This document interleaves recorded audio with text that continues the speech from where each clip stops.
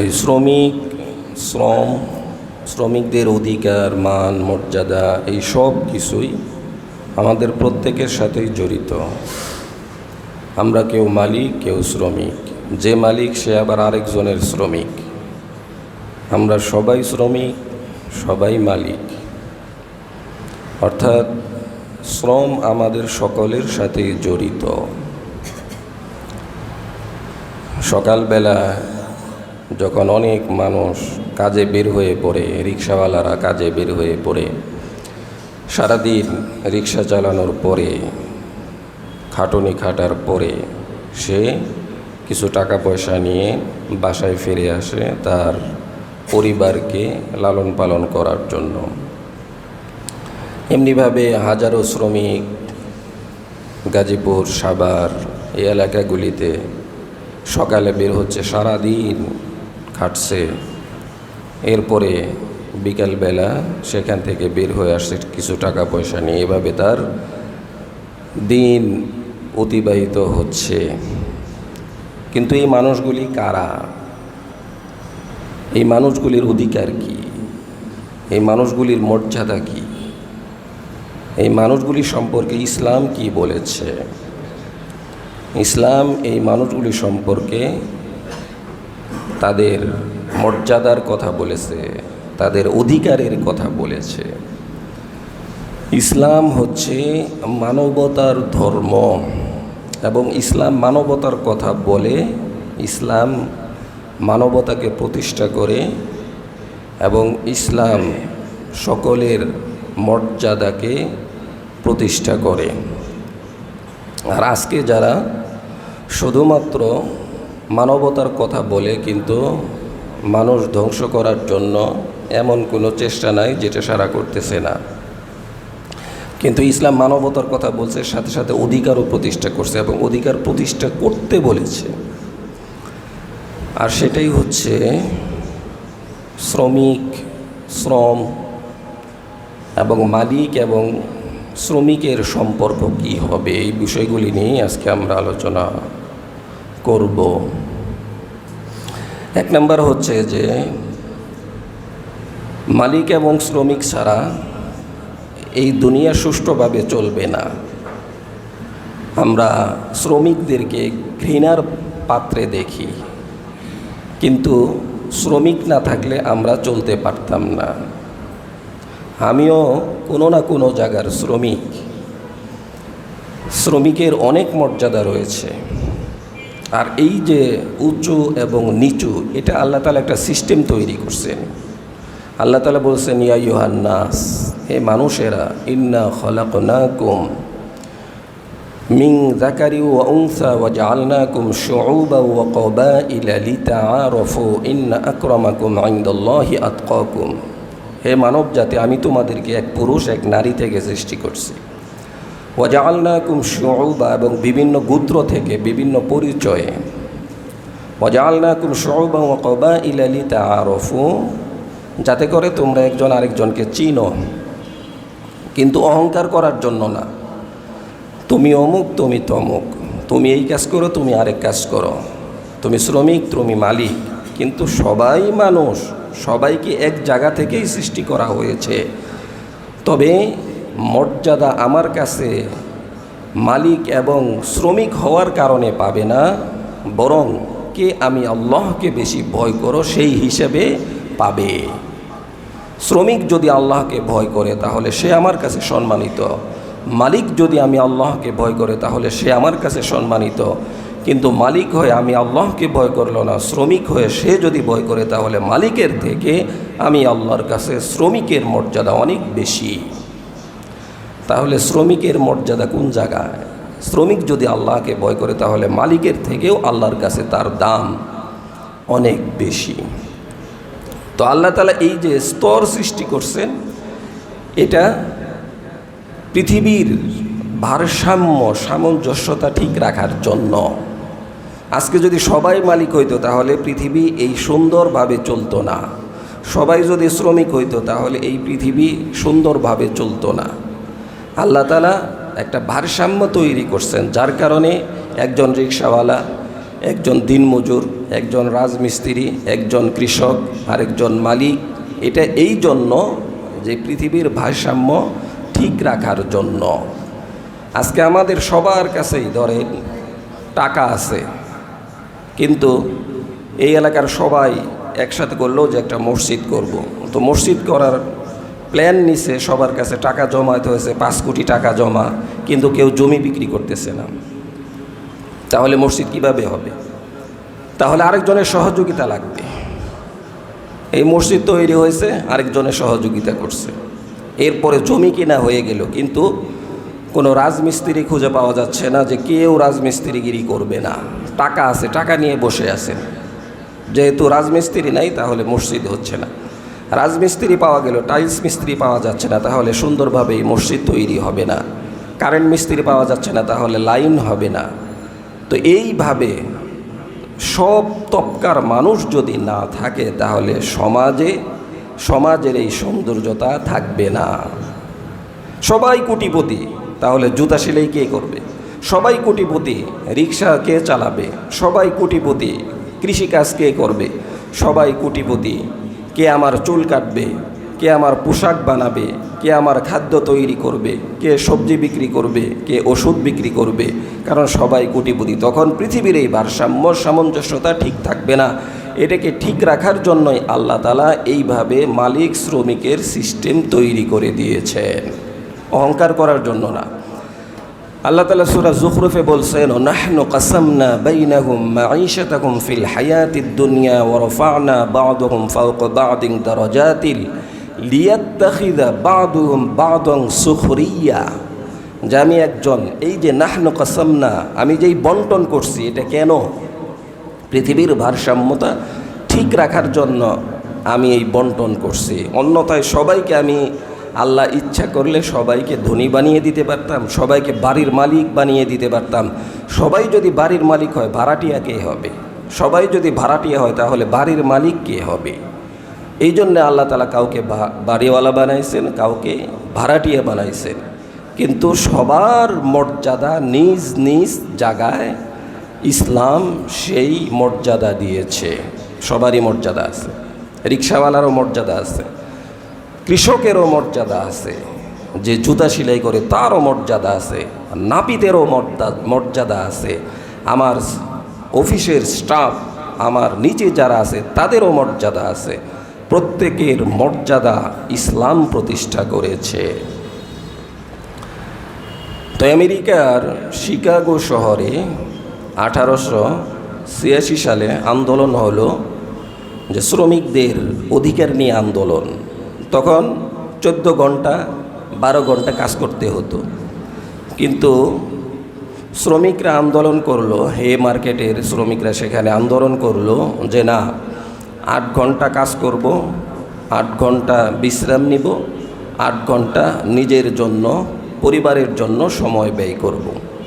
কিন্তু মালিক পক্ষ কি বলছে? না, 14 ঘন্টা কাজ করতে হবে। তো এটা নিয়েই হচ্ছে আন্দোলন।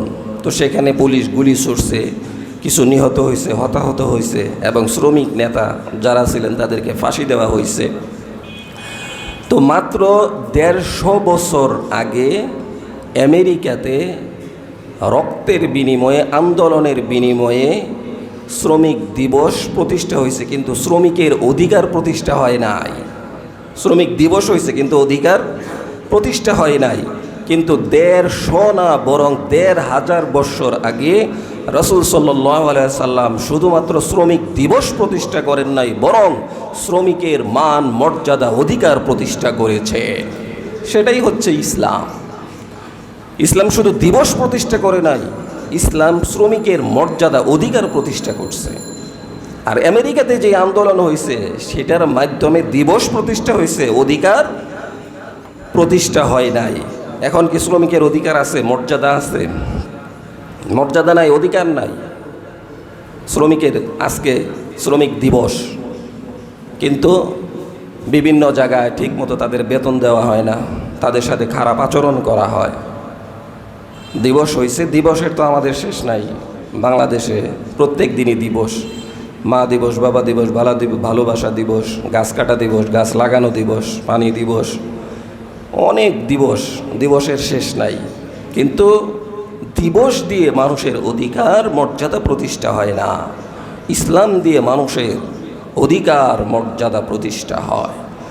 তো ইসলাম 1400 বছর আগেই, 1500 বছর আগেই ইসলাম শ্রমিকের মর্যাদা অধিকার প্রতিষ্ঠা করেছে। সেই দিকে যাইতে হবে। তো সর্বপ্রথম বুঝতে হবে যে কাজ, এই শ্রম জিনিসটা কি। আল্লাহ শ্রমকে ভালোবাসেন, কাজ করাকে ভালোবাসেন। আল্লাহ তাআলা বলছেন, হুয়াল্লাযী জাআলা লাকুমুল আরদা যালুলান ফামশু ফি মানাকিবিহা ওয়া কুলু মির রিজকি ওয়া ইলাইহিন নুশুর। সূরা মুলক 15। যে আমি তোমাদের জন্য জমিনকে এমনভাবে সৃষ্টি করছি যে তোমরা এর উপরে আরোহণ করবে, চলাচল করবে, এখান থেকে কিছু নিতে পারবে, ভোগ বিলাস করতে পারবে। জমিন আমাদের জন্য সমতল, এটা আল্লাহ তাআলা করে দিয়েছেন চলার জন্য। জমিনকে যদি আল্লাহ তাআলা অর্ডার করেন, ফাঁক হয়ে গেলে সেখানে মানুষ ভিতরে ঢুকে যেতে পারে। এই যে এত বড় বড় বিল্ডিং, আল্লাহ তাআলা জমিনকে অর্ডার দিয়েছেন যে হ্যাঁ 10 তলা হবে, 50 তলা হবে, কোনো সমস্যা নাই, এটার ওয়েট, এই ওজনকে তুমি ঠিক রাখবে, অন্যথায় সব দেবে যেত। যত ইঞ্জিনিয়ারই হোক না কেন, এটা যদি আল্লাহর হুকুম না থাকতো। এবং সেখান থেকে তুমি রিজিক আহরণ করো এই জমিন থেকে, অর্থাৎ কাজ করতে বলছে, জমিনের উপরে থেকে কাজ করতে বলছে। ওয়া ইলাইহিন নুশুর, এবং আল্লাহর দিকেই তোমাদেরকে ফিরে যেতে হবে। এবং আরেক জায়গায় আল্লাহ তাআলা বলছেন, ওয়া আন্না লাইসা লিল ইনসানি ইল্লা মা সাআ ওয়া আন্না সা'য়াহু সাউফা ইউরা। যে আল্লাহ তাআলা বলেন, যে চেষ্টা করে আমি তাকে দিব। ওয়া আন্না লাইসা লিল ইনসান, মানুষ যদি চেষ্টা করে তাহলে আমি তাকে দিব, সে পাবে। আর যদি চেষ্টা না করে তাকে আমি দিব না। তাহলে সমস্ত কিছু, এক নাম্বার হচ্ছে তাওয়াক্কালতু আলাল্লাহ, আল্লাহর উপরে ভরসা। কিন্তু চেষ্টা করতে হবে। চেষ্টা না করি আমি বসে থাকবো আর খাবার আল্লাহ তাআলা ঘরে পৌঁছায় দিবেন না, এত বড় বুজুর্গ আমরা হই নাই, এত বড় প্রিয় পাত্র আমরা আল্লাহর কাছে হই নাই। তাহলে যে চেষ্টা করলো হ্যাঁ দুষ্টা কি? এই জন্য চেষ্টা করতে হবে। লাকাদ খালাকনাল ইনসানা ফি কাবাদ, আমি মানুষকে পরিশ্রমী করেই তৈরি করেছি, অনেক চেষ্টার মাধ্যমে তৈরি করা। সে চেষ্টা করবে, চেষ্টা ছাড়া তাকে দেওয়া হবে না। মান জাদ্দা ওয়াজাদা, যে চেষ্টা করবে সে পাবে, যে চেষ্টা করবে না সে পাবে না। এই জন্য আল্লাহ তাআলা কাজ করতে বলছেন, কাজ করতে বলছেন, ঘরে বসে থাকতে বলেন নাই। প্রচুর কাজ করতে হবে, ঘাম জড়াইতে হবে, শরীরের ঘাম জড়াইতে হবে, মাথার ঘাম জড়াইতে হবে, ব্রেনে চিন্তা ফিকির আনতে হবে, এবং এটার মর্যাদা রয়েছে। এবং আল্লাহ তাআলা আরেক জায়গায় সূরা জুমায় কি বলছেন, ফাইদা কুদিয়াতিস সালাত ফান্তাশিরু ফিল আরদি ওয়াবতাগু মিন ফাদলিল্লাহ ওয়াযকুরুল্লাহা কাসীরান লাআল্লাকুম তুফলিহুন। ফাইদা কুদিয়াতিস সালাত, নামাজ শেষ হয়ে গেছে, ফান্তাশিরু ফিল আরদ, মসজিদে বসে থাকার দরকার নাই, বের হয়ে পড়ো, জমিনে বের হয়ে পড়ো, ছড়িয়ে পড়ো। ওয়াবতাগু মিন ফাদলিল্লাহ, আর আল্লাহ তাআলার অনুগ্রহ তালাশ করতে থাকো। আল্লাহর অনুগ্রহ, ইনকাম করা আল্লাহর অনুগ্রহ চেষ্টা করলেই হবে না, অর্থাৎ চেষ্টা করতে হবে কিন্তু করলেই হবে না যদি আল্লাহ তাআলা অনুগ্রহ করে কাউকে না দেন।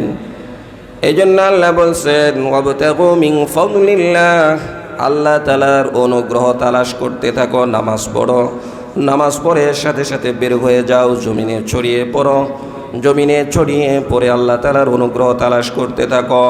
ওয়াযকুরুল্লাহা কাসীরা লাআল্লাকুম তুফলিহুন। আল্লাহ তাআলা অন্য কোনো ইবাদতের পরে বলেন নাই যে আল্লাহর জিকির করো, আল্লাহকে বেশি বেশি স্মরণ করো, কিন্তু জমিনে ছড়িয়ে পড়ার পরে আল্লাহর অনুগ্রহ তালাশ করার সাথে সাথেই বলছেন আল্লাহকে বেশি বেশি স্মরণ করো। অর্থাৎ রিক্সা চালানো এটাও হচ্ছে দ্বীনের কাজ, কৃষি কাজ করা এটাও হচ্ছে দ্বীনের কাজ, এটাও হচ্ছে ইবাদত, অফিসে কাজ করা এটাও হচ্ছে ইবাদত। অর্থাৎ এই জায়গাগুলিতেও বেশি বেশি আল্লাহকে স্মরণ করতে হবে, এই জায়গাতেও আল্লাহকে স্মরণ করতে হবে।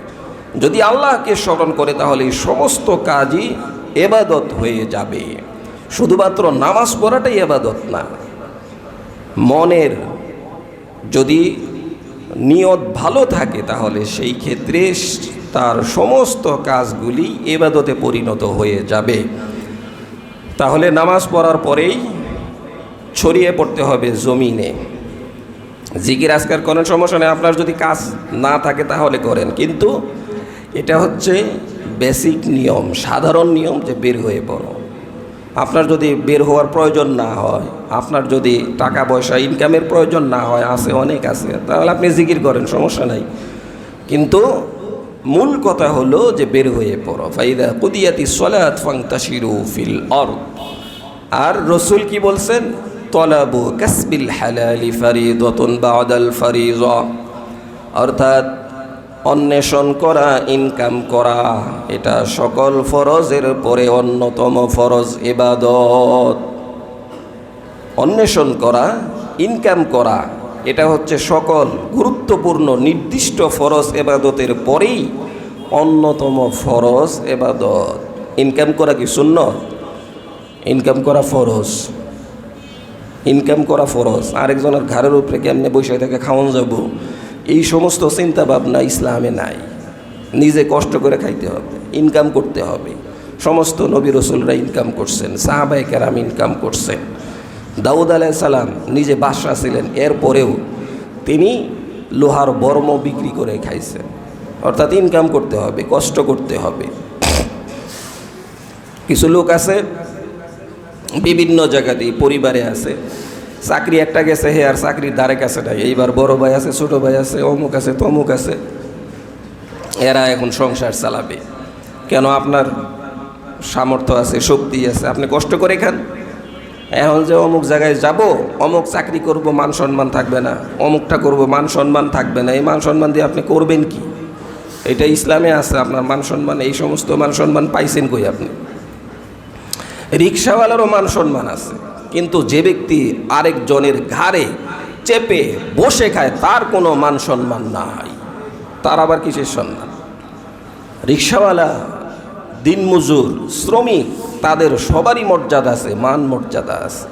সে কারো কাছে হাত পাতে খায় না, সে কারো কাছে বোঝা হয় না, সে ভিক্ষার ভান ধরে না, যে ভিক্ষাও করবে না, ভিক্ষার ভানও ধরবে না।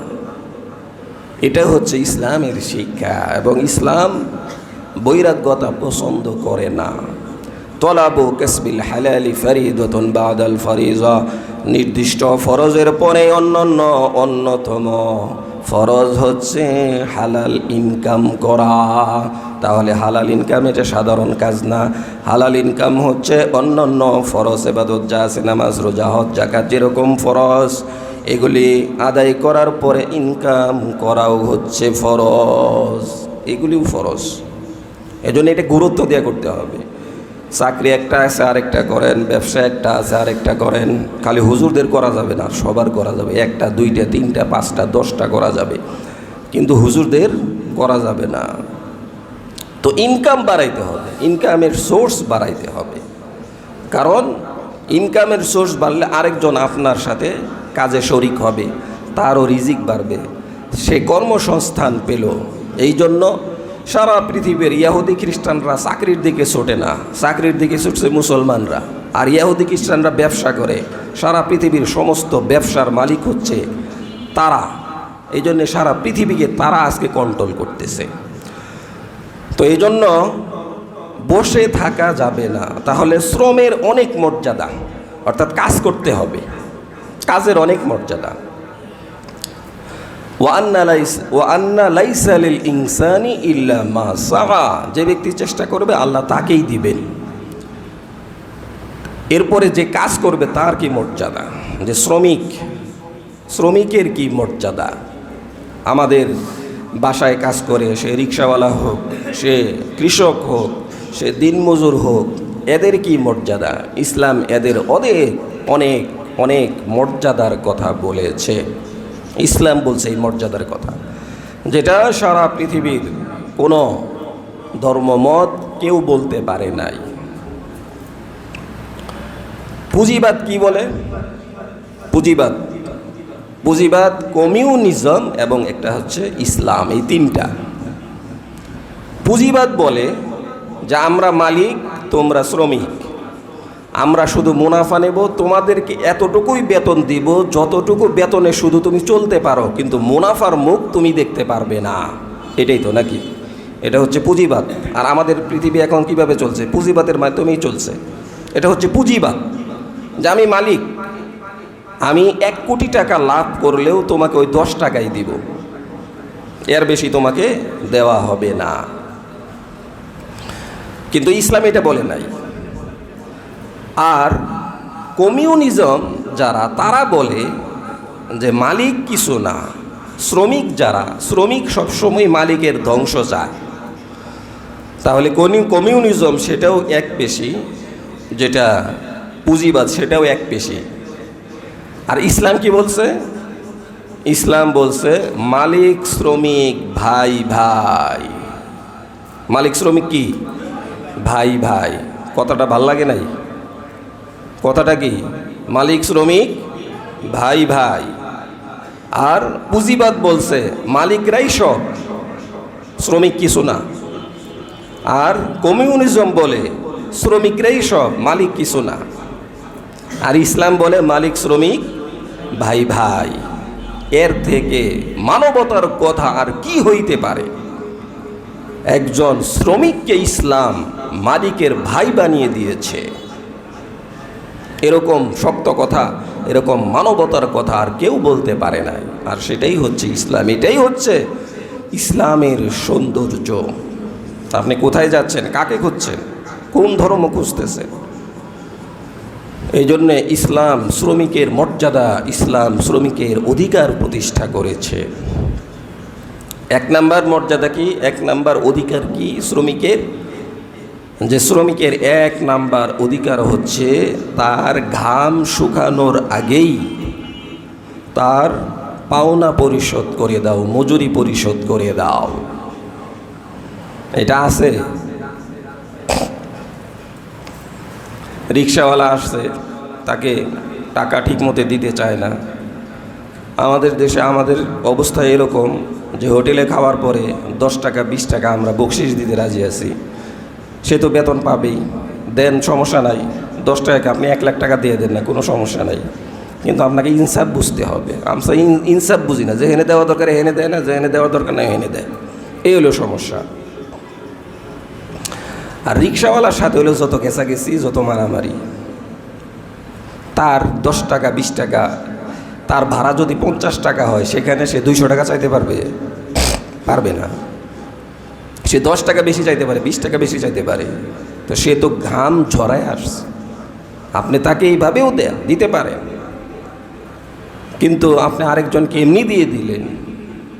তো এই জন্য ইনসাফ বুঝতে হবে। গার্মেন্টসের শ্রমিক হোক, বিভিন্ন মালিক যারা আছে, তারা অনেকেই কি করে 1 মাস 2 মাস 3 মাসের বেতন আটকিয়ে রাখে। বেতন আটকিয়ে রাখার পরে তো অনেক বেতন যখন জমছে, এই বেতন ব্যাংকে আছে, এখান থেকে সুদ আসতেছে। তার এই সুদ যেহেতু আসছে, তাহলে ওর টাকা দিয়ে ওরে বেতন দিতেছে। এর থেকে বড় জালিম মালিক আর কে হইতে পারে? আছে না না এগুলি? নাকি আপনারা কিছু জানেন না? এরকম আছে না? অনেক মালিক এরকম আছে যে শ্রমিকের টাকা ব্যাংকে রেখে সুদ নিতেছে, সেটা বড় হইতেছে, বাস ওইটা দিয়েই বেতন দেয়। আর রসুল কি বলছে? রসুল বলছে তার ঘাম ঝরানোর শেষ, শুকানোর আগেই পরিশোধ। কাজ শেষ, টাকা দিয়ে দাও, কাজ শেষ, টাকা দিয়ে দাও। এটা হচ্ছে ইসলামের কথা, এটা হচ্ছে শ্রমিকের অধিকার, এটা হচ্ছে শ্রমিকের মর্যাদা। এটা দিতেই হবে, না দিলে আল্লাহর সামনে হাজিরা দেওয়া লাগবে। আল্লাহ তাআলা হাদিসে কুদসিতে বলছেন যে আমি 3 ব্যক্তির বিরুদ্ধে স্বয়ং আমি আল্লাহ নিজে মামলা দায়ের করব। কি করবেন মামলা? আল্লাহ নিজেই মামলা করবেন। তার মধ্যে অন্যতম ব্যক্তি হচ্ছে যে ব্যক্তি শ্রমিকের পাওনা দিতে চায় না, শ্রমিকের পাওনা ঠিকমতো দেয় না, এর বিরুদ্ধে আল্লাহ নিজে মামলা করবেন। 1 মাস কাজ করার পরে আপনি যখন বেতন দেন না, তার ছেলে মেয়ে না খেয়ে আছে, তার বাবা মার চিকিৎসা করাতে পারতেছে না, ভালো একটা পোশাক কিনতে পারতেছে না, বাসা ভাড়া না দেওয়ার কারণে বাড়িওয়ালা তাকে বিভিন্নভাবে ধমকাচ্ছে, সে ছেলে মেয়ের সামনে লজ্জিত হচ্ছে, সে চাচ্ছে যে মাটিটা ফাঁক হয়ে যায় আর আমি সেখানে ঢুকে মরে যাই। এই অবস্থাতে আপনি তার বেতন পরিশোধ করতেছেন না ইচ্ছাকৃতভাবে, সেই জায়গায় আল্লাহ মামলা করবেন না তো আর কি করবেন? এই শাস্তিটাও তো কম হয়ে যায়। এজন্য আল্লাহ তার বিরুদ্ধে মামলা করবেন। মালিক সাজলেই হবে না, মালিকের ইনসাফ থাকতে হবে। বাসাবাড়িতে কাজ করে এদেরকে আমরা নাম দিছি বুয়া, কিন্তু ইসলাম কি বলছে? ইসলাম বলছে ভাই বোন। রিক্সাওয়ালা আমার কি ভাই, এই ভাই এদিকে আসো, এটা বললে কেমন শোনা যায়? ওই রিক্সা, ওই খালি, এদিক আয়, মনে হয় যে হের বাড়ির চাকর। তুই কি হিসাবে কয়? যে ব্যক্তি রিক্সাওয়ালাকে তুই বলে ডাকে সে মানুষরূপী অভদ্র ছাড়া আর কিছুই হতে পারে না। সে কি ভদ্রতা শিখছে? একজন মানুষকে কিভাবে তুই বলা যায়? কেন তুই বলতে হবে? সে গরিব হয়েছে, আল্লাহ তাকে গরিব বানাইছেন। আপনি কয় টাকার মালিক হয়েছেন, আল্লাহ আপনাকে বানাইছেন, কিন্তু তাকে তো বলার অধিকার নাই। সে তো আপনার বাড়িতে এসে কিছু চাচ্ছে না, আপনি কিভাবে তাকে তুই বলেন? এজন্য ইনসাফ বুঝতে হবে, কারণ এইগুলির হিসাব দিতে হবে। তো যে ব্যক্তি শ্রমিকের শ্রমের মর্যাদা দিবে না, তার পাওনা দিবে না, আল্লাহ তাআলা স্বয়ং তার বিরুদ্ধে মামলা দায়ের করবেন। রাষ্ট্রপক্ষ নিজেই যদি মামলা করে, খালাস হওয়ার উপায় আসেনি? খালাস হওয়ার উপায় নাই, রাষ্ট্র নিজেই মামলা করছে, অর্থাৎ তারে শায়েস্তা করবে। এই জন্যে রাষ্ট্র মামলা করছে। স্বয়ং যিনি বিচার করবেন তিনিই আজকে মামলা করতেছেন, যার বিরুদ্ধে সে হচ্ছে যে শ্রমিকের শ্রমের মর্যাদা দিবে না, তার বেতন আটকে রাখবে, তাকে কষ্ট দিবে, তার বিরুদ্ধে। এই জন্য সাবধান। বাসায় কাজের বুয়া, বাসার অন্যান্য লোক, দারোয়ান, যেই হোক না কেন, তারাও আমাদের ভাই। ইয়া আইয়ুহান নাস ইন্না খলাকনাকুম মিন যাকারি ওয়া উনসা ওয়া জাআলনাকুম শুউবান ওয়া ক্বাবাইলা লিতাআরাফু। এই কথাগুলি সত্য তখন যে আমাকে যদি মরতে হয়, মরবো তো নাকি? যদি না মরে তাহলে তো বাইসে গেলাম, তাহলে তার সমস্যা নাই। আর যদি মরতেই হয় তাহলে কিন্তু খবর আছে। এখন আমরা বুঝে দেখি যে মরবো কি না। যদি মরতেই হয়, আল্লাহ তাআলা বলছেন যে মরার আগে সোজা হয়ে যাও। এই জন্য মরার আগেই সোজা হইতে হবে। তো শ্রমিকের 1 নাম্বার অধিকার হচ্ছে তার ঘাম শুকানোর আগেই তার পাওনা পরিশোধ করতে হবে। 2 নাম্বার অধিকার হচ্ছে তার কাজকে সহজ করতে হবে। ওয়ালা তুকাল্লাফু মামলুকান, তার কাজকে সহজ করো, মালিক তার কাজকে সহজ করবে। একদম বোঝা চাপাইয়া দেওয়া, সে যেটা পারবে না এটা তার উপরে চাপিয়ে দেওয়া, এটা মালিকের জন্য শোভনীয় নয়। এইভাবে তার উপরে চাপাইয়া দেওয়া যাবে না। সে যেটা করতে পারে এটাই তার উপরে চাপাইতে হবে। এবং রসুলকে জিজ্ঞেস করা হয়েছে, ইয়া রাসূলুল্লাহ, চাকরকে, কর্মচারীকে কয়বার ক্ষমা করব? রসুল বলছেন মাত্র 70 বার। আর আমরা কয়বার ক্ষমা করি? যে পান থেকে চুন খসলেই পিটারে দে মার, মানে একটা মারের জায়গা খুঁজে পাইছে আর কি। বিভিন্ন মানবতাবাদী, অমুক তমুক, শিক্ষিত, এই সেই, এর আগেও আমরা দেখছি, পত্রিকায় দেখছি যে সচিব না কে জানি, তার বিবি বিভিন্নভাবে গৃহকর্মীকে, পরিচারিকাকে সে কষ্ট দিচ্ছে। বিভিন্নভাবে মারের ভিডিও আমরা দেখছি। অর্থাৎ বাসায় বোয়ারে পিটাইয়া সে আন্দোলনে গেছে শ্রমিকের অধিকার প্রতিষ্ঠা করতে। এইবার জোর গলায় বক্তৃতা, শ্রমিকের অধিকার প্রতিষ্ঠা করতে হবে, অথচ বাসায় মাত্র পিটাইয়া গেছে। এইটারে এই হলো দিবস। এই সমস্ত দিবসের কথা ইসলাম বলে না। ইসলাম দিবসের আগে অধিকার প্রতিষ্ঠার কথা বলে। তাহলে শ্রমিকের 2 নাম্বার অধিকার হচ্ছে যে তার কাজকে সহজ করতে হবে। ভারী কাজ যেটা সে করতে পারবে না, এই ধরনের কাজ তাকে দেওয়া যাবে না। তো এরপরে রাসূল সাল্লাল্লাহু আলাইহি ওয়াসাল্লাম একজনকে দেখলেন যে সে তার গোলামকে পিটাইছে। তো রাসূল তাকে ধমক দিছেন এবং তাকে বলছেন যে তুমি এই ধরনের কাজ আর কখনোই করবে না। এবং রাসূলের যে পালক খাদেম ছিল তাকে রাসূল 10 বছর ছিলেন।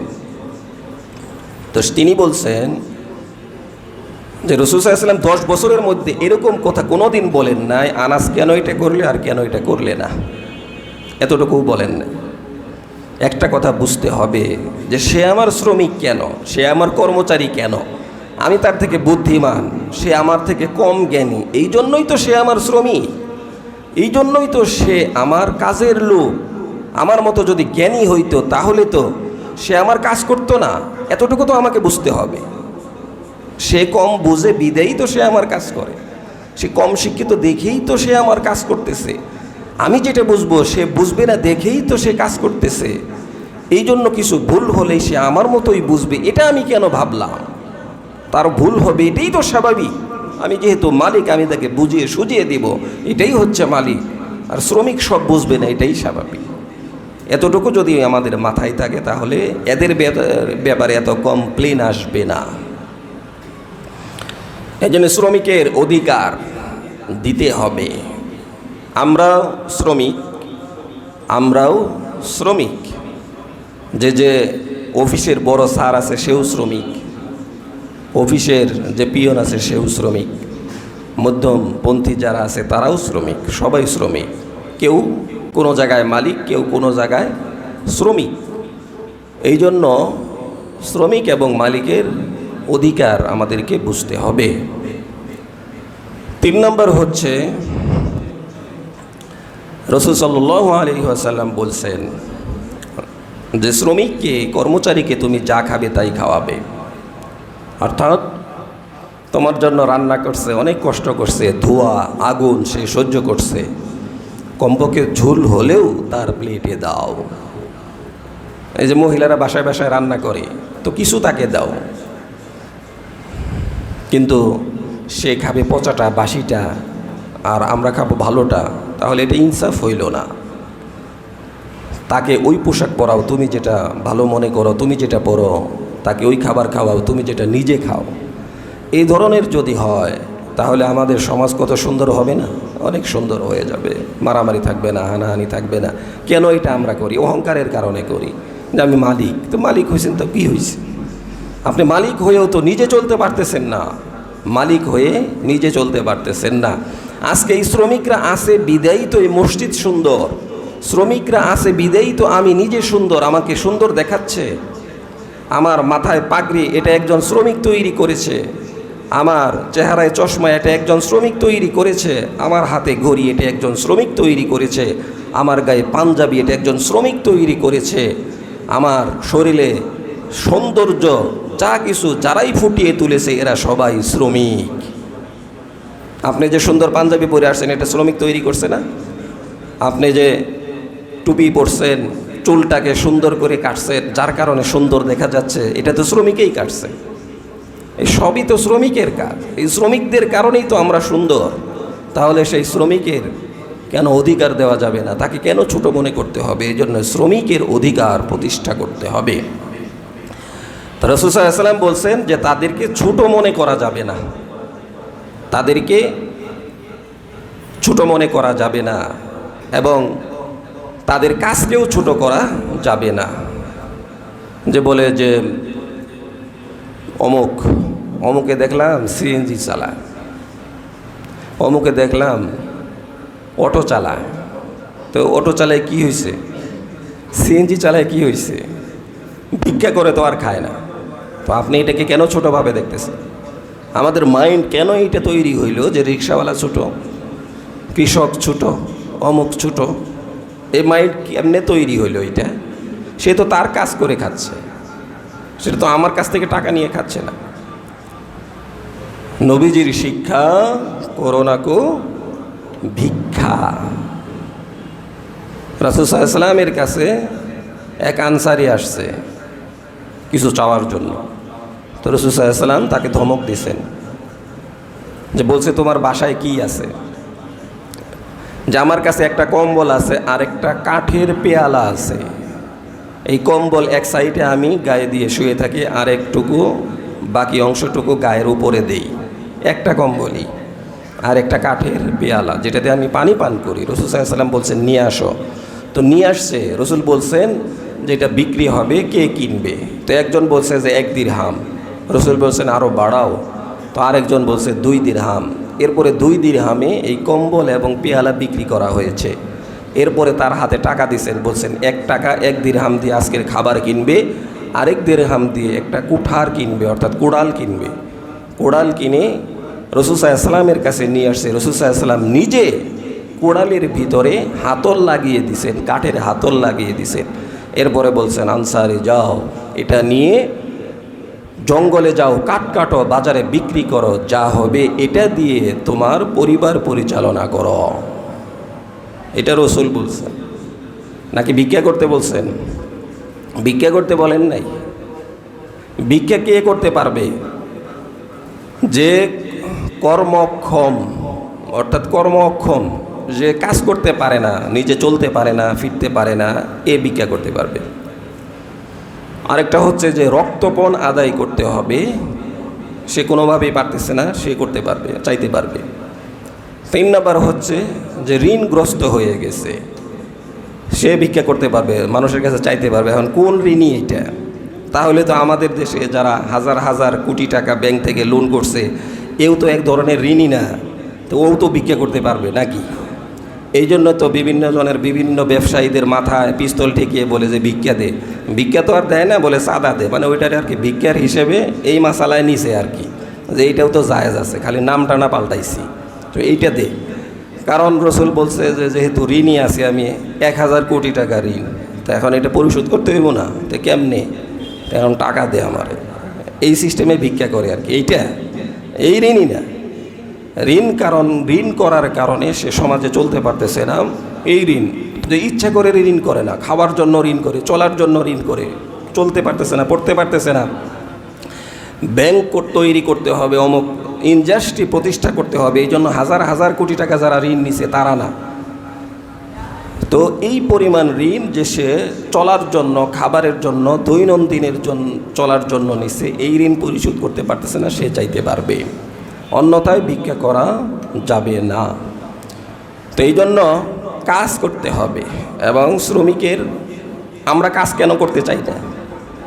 এই জন্য তো কাজ করতে চাই না যে শ্রমিকের মর্যাদা নাই।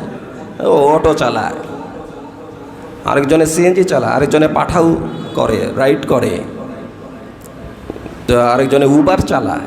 তো এটাকে আমরা ছোট চোখে দেখি না, সে নিজের কাজ করতেছে, এটাকে আপনি মূল্যায়ন করেন। এটা মূল্যায়ন করলে সবাই যখন কাজে যাবে তখন সন্ত্রাসী কর্মকাণ্ড কম হবে, চাঁদাবাজি কম হবে, তখন সমাজের মধ্যে ইনসাফ প্রতিষ্ঠা হবে, সবাই কাজ করবে। এই জন্যে কাজের মর্যাদা দিতে হবে, কাজকে ছোট মনে করা যাবে না। তো শ্রমিকের মর্যাদা, তো শ্রমিক তারও কিছু দায়িত্ব আছে। ইন্নাল্লাহা ইয়া'মুরুকুম আন তু'আদ্দুল আমানাতি ইলা আহলিহা, যে তোমার কাছ থেকে যে 8 ঘন্টা টাইম মালিক ক্রয় করে নিছে, এই 8 ঘন্টা টাইম তোমার হিসাব দিতে হবে। তোমাকে এই কাজগুলি করতে বলছে, এই কাজের মধ্যে ফাঁকি দেওয়া যাবে না। এটা হচ্ছে শ্রমিকের উপরে মালিকের হক, যে আমি যেই কাজ দিছি এটা পুঙ্খানুপুঙ্খানুভাবে করতে হবে। যে মালিক থাকলে কাজ করব, মালিক না থাকলে কাজ করব না, সিসি ক্যামেরা থাকলে কাজ করব, সিসি ক্যামেরা না থাকলে কাজ করব না, ভুলভাল বুঝিয়ে মাস শেষে বেতন নিয়ে যাব না। মালিকেরও কিছু অধিকার আছে, শ্রমিকের উপরে। শ্রমিককে সেটা বুঝতে হবে যে এই টাইম, এই সময়, অফিসে যাওয়ার কথা 10টায়, যাই আমি 12টায়, অফিস থেকে ফেরার কথা 4টায়, আসি আমি 2টায়, তাহলে এই যে 4 ঘন্টা এটা কিভাবে? অফিসে প্রত্যেক দিন যাওয়ার কথা আমি যাই না। তো এই ধরনের যা কিছু আছে, এই জন্যে মালিকের যে অধিকার সেটাও শ্রমিককে বুঝতে হবে যে এই অধিকার যেটা আছে এটা আমি পুঙ্খানুপুঙ্খানুভাবে আমানত যেটা আছে সেটা আমি আদায় করতেছি কি না, এটাও আমাকে আদায় করতে হবে। এবং মালিকের সম্পদকে নিজের সম্পদ মনে করতে হবে। এমনকি নিজের সম্পদ মনে করে চুরি করে লয়ে যাবো, যাক ভালো হয়েছে আমার সম্পদই তো, এটা মাইরা দেই, এটা না। যে নিজের সম্পদ যেরকম হেফাজত করতাম, মালিকের সম্পদও সেরকম রক্ষণাবেক্ষণ হেফাজত করতে হবে। যে এক রিক্সায় উঠলাম, যে মানে অটোতে চললে, মানে অটো চালায় না বিমান চালায় বোঝা যায় না, এই জন্য যত অ্যাক্সিডেন্ট তাদের মাধ্যমে হয়। অটোতে উঠলে এমন টান দিবে মানে কোনো কিছু বুঝবে না। তা আরেক অটোতে চললাম, দেখলাম খুব ধীরে ধীরে চালায়, বললাম কি কারণ কি? কয় হুজুর এটা তো নিজে কয়দিন আগে কিনছি। কয় নিজে কি যে কয়দিন আগে কিনছি, এই জন্য আস্তে আস্তে চালায়, যাতে বেয়ারিংয়ে সমস্যা না হয়, সিটে সমস্যা না হয়, এটা না যাতে না ভাঙে আর কি। আর যখন মালিকেরটা চালায় তো উড়া দুরা চালায়, কোনো কিছু ভাঙ্গা ডাঙ্গা দেখে না, উঁচা নিচা দেখে না, তো চালাইতেছে। তো তাহলে তার মধ্যে কি নাই? ইনসাফ নাই। অর্থাৎ মালিকেরটা হইলে বাংলো থাকলো এটা মালিকের, আর নিজেরটা হইলে এটা খুব ভালোভাবে দেখে শুনে চালাইতেছে। তাহলে বোঝা গেল যে শ্রমিকের কি নাই? বুঝ নাই। তাহলে মালিকের সম্পদকে শ্রমিককে বুঝতে হবে, নিজের সম্পদের মতো হেফাজত করতে হবে, এর দেখাশোনা ঠিকভাবে করতে হবে। এই জন্য মালিক এবং শ্রমিকের সম্পর্ক থাকবে ভাই ভাই। যখন মালিক এবং শ্রমিকের সম্পর্ক ভাই ভাই থাকবে, যে বাংলাদেশে অনেক ব্যবসা আছে যে এই সমস্ত ব্যবসা যে বলে যে হুজুর এটা গালি না দিলে হবেই না, এটা এভাবে না করলে হবেই না, এটা ওইভাবে না করলে ওদেরকে দৌড়ের উপরে না রাখলে হবেই না।